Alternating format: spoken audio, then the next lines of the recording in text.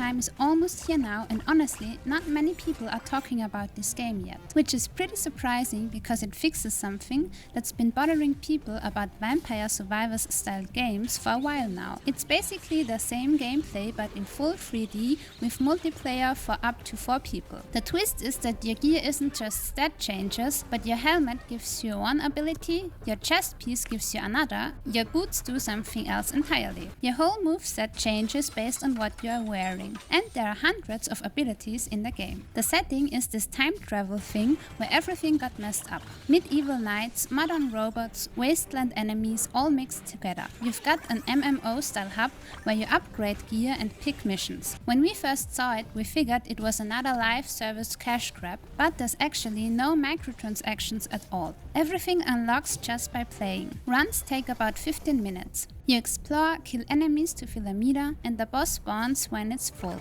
Pretty standard. You collect wood, ore and plants during runs to permanently upgrade your gear back in the hub. Each run has also temporary level ups with random upgrade options, so it plays out differently each time. There's a tether system that forces you to stick with your team. If you wander too far from teammates, you start losing buffs and bonuses. Stay close and you share healing and stat boosts, so you shouldn't just run off and do your own thing, you have to coordinate. Enemy health and numbers scale up with multiplayers, so solo is easier but multiplayer is more chaotic. The gear variety seems pretty wild. There's a berserker setup using axes, throwing them, some and spinning axes. There's a gun with a grenade launcher and piercing shots. The game has healer builds, tank builds and DPS builds. You can even get a motorcycle that runs over enemies and has muted guns, which does insane damage. The official description mentions stuff like transforming into a dragon and calling in airstrikes. During runs you find these tangles, which are random events.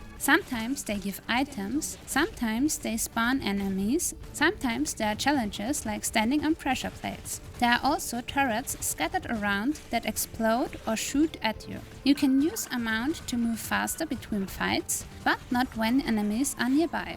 Back in the hub you use materials to permanently upgrade gear, which increases your power level. There's also a mastery station for general stats like health and armor. As you complete runs in different regions, you unlock new areas with higher difficulty and different gear drops.